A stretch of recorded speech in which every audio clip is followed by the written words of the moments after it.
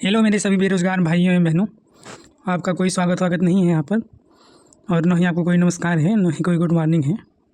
चलिए आते हैं सीधे टॉपिक पे। तो आज का हमारा टॉपिक है RRB NTPC under graduate level. 13 अगस्त का फर्स्ट शिफ्ट लेकर आया हूँ। पूरे प्रश्न हैं जितने आप लोगों ने भेजे हैं, 30+ ही प्रश्न होंगे। तो चलिए शुरू करते हैं।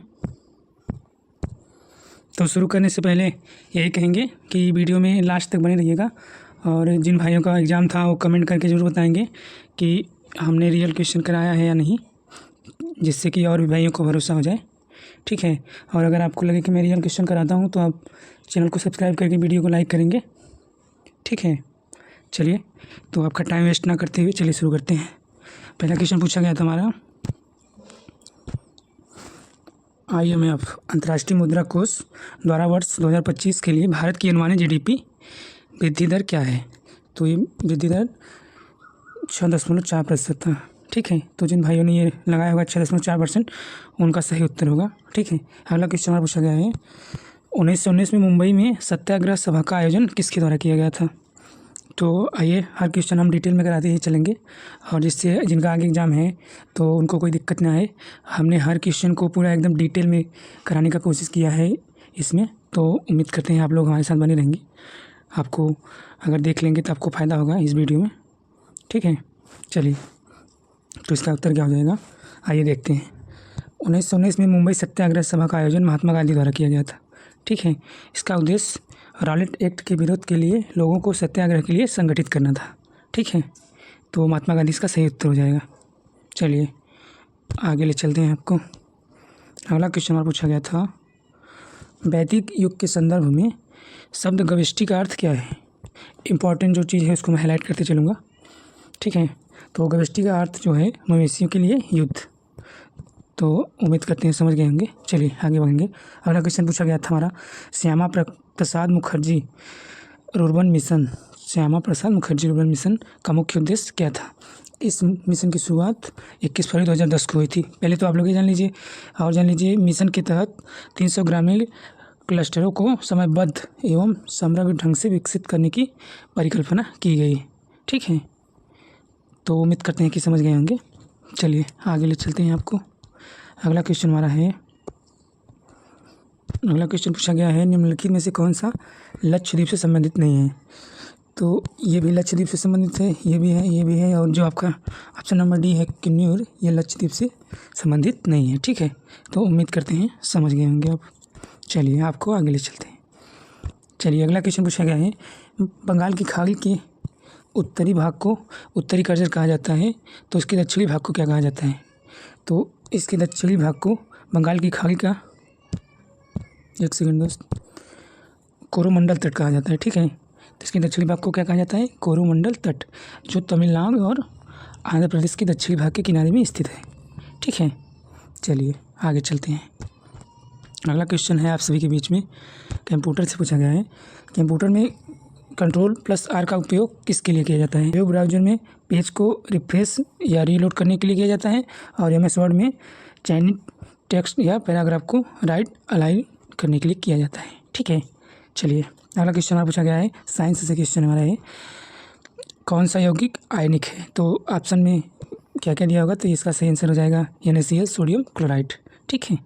चलिए, तो उम्मीद करते हैं आप लोग सही करके आए ही होंगे, जो भाइयों ने पढ़ा होगा। वैसे सिंपल सा क्वेश्चन है, हमें लगता है पढ़ने वाले सभी करके आए होंगे सही। अगला क्वेश्चन हमारा है, वर्ष 2000 में किस कंपनी की स्थापना हुई थी। तो ऑप्शन में दिया होगा 3-4 कंपनी का नाम।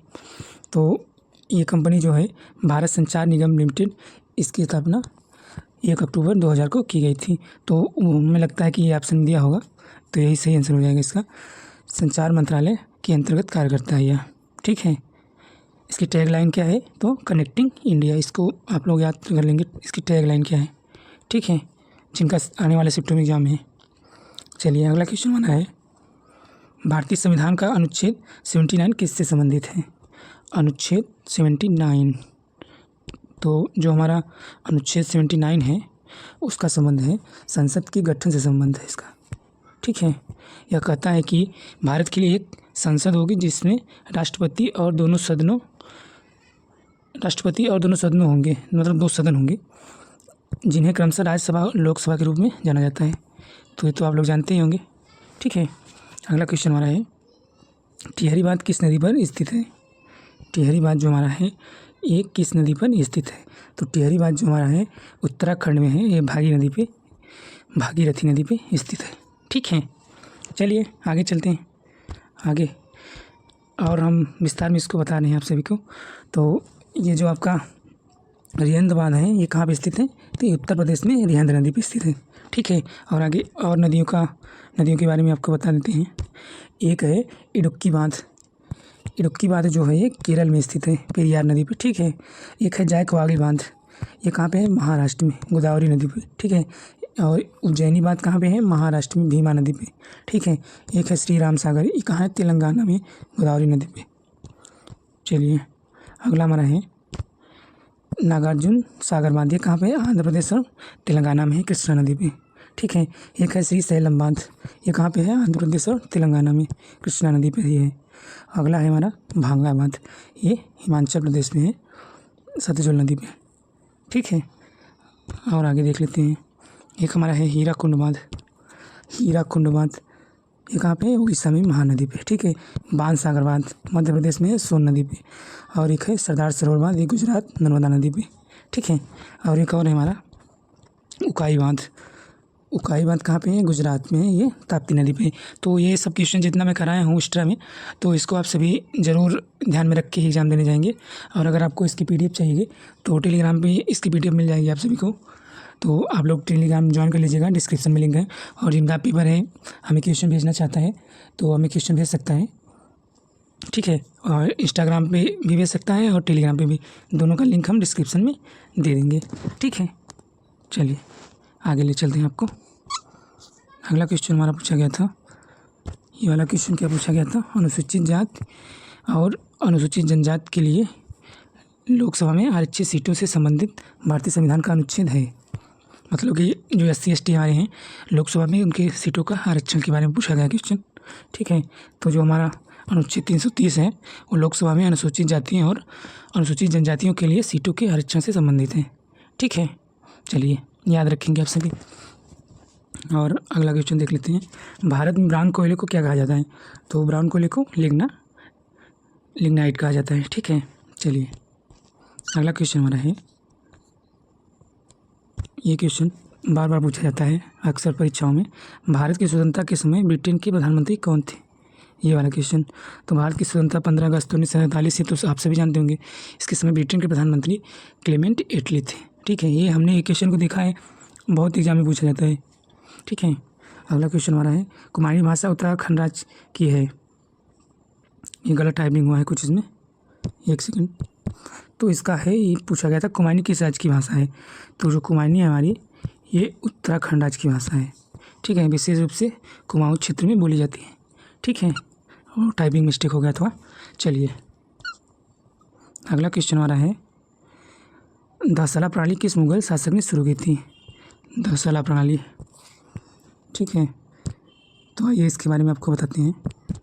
तो जो दासाला प्रणाली थी वो मुगल बादशाह अकबर द्वारा शुरू की गई थी। ठीक है, इसे 1580 ईस्वी में अकबर के वित्त मंत्री राजा टोडरमल द्वारा लागू किया गया था।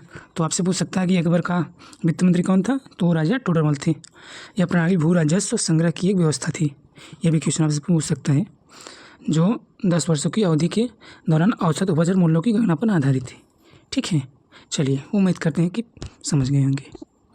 चलिए अगला क्वेश्चन हमारा है नीति आयोग की गवर्निंग काउंसिल की 10वीं बैठक 24 मई 2025 की थीम क्या थी। तो इसकी थीम थी विकसित राज्य के लिए विकसित भारत @ 2047। ठीक है, तो इसका यही, जिन भाइयों ने लगाया होगा उनका आंसर सही हो जाएगा। चलिए अगला क्वेश्चन पूछते हैं, देखते हैं। भारत के नियंत्रक एवं महालेखा परीक्षक CAG का कार्यकाल कितने वर्ष के लिए होता है। तो ये जो हमारा CAG है अनुच्छेद 148 में दिया गया है कि भारत का एक CAG होगा। ठीक है, इनका कार्यकाल 6 वर्ष या 65 वर्ष होता है। जो ऑप्शन में दिया गया होगा वो सही हो जाएगा आपका, या तो 6 वर्ष दिया गया है तो 65 वर्ष। ठीक है, चलिए आगे देखेंगे। अगला क्वेश्चन हमारा है हाल ही में नागालैंड में किस नए जिले को मान्यता मिली है। तो जैसा कि आप लोग जानते होंगे नागालैंड में एक नया ज़िला को मान्यता मिली है। तो हमारा ज़िला है मेलूरी। मेलूरी एक ज़िला है जिसे राज्य का 17वां ज़िला मान्यता दी गई है। ठीक है, यह निर्णय 2 नवंबर 2024 को अधिसूचित किया गया था और 21-22 फरवरी 2025 को मुख्यमंत्री ने इसका औपचारिक उद्घाटन किया था।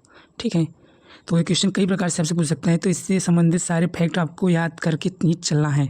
ठीक है, चलिए अगला क्वेश्चन देखेंगे। अगला क्वेश्चन हमारा है 1834 में भारत आने पर लॉर्ड मैकाले ने कौन सा महत्वपूर्ण दस्तावेज प्रस्तुत किया था?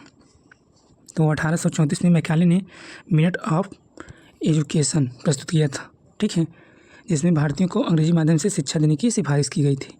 ठीक है, चलिए अगला क्वेश्चन हमारा पूछा गया है राज्यों के विशेष अधिकार भारतीय संविधान के किस भाग में दिए गए हैं? तुम्हारे जो भाग 21 है 21 इसमें दिए गए हैं 21। ठीक है, इसका शीर्षक है अस्थायी संक्रमणकालीन और विशेष प्रावधान। ठीक है, इसकी मतलब इसमें जो संबंधित अनुच्छेद हैं 371 ए से 371 जे तक शामिल हैं। ठीक है, चलिए आगे चलते हैं। अगला क्वेश्चन हमारा है रसायन विज्ञान में सौंग पत्र गोल्डफील्ड प्रयोग किसने किया था? तो यह प्रयोग किया था रदरफोर्ड ने 1909 में। ठीक है, चलिए आगे चलते हैं। अगला क्वेश्चन हमारा है हाल ही में भारत में विकसित कौन सी नई चावल की किस्म जिनका हाल ही में अनावरण या घोषणा किया गया था? तो एक होता है ICAR ने भारत की पहली जीनोम संपादित चावल किस्में DDR चावल 100 और पूसा DST चावल एक विकसित की। ठीक है, चलिए चलते हैं आगे।